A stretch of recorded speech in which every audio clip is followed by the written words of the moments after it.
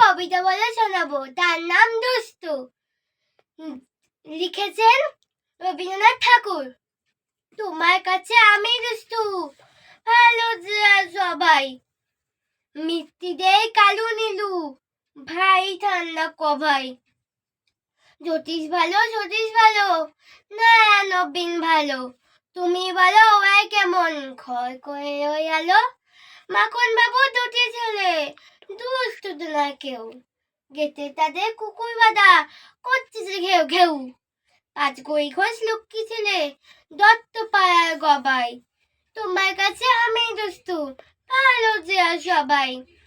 তোমার কথা আমি যেন শুনি নে কখনোই, জামা কাপড় যেন আমার সব থাকে না কখনোই।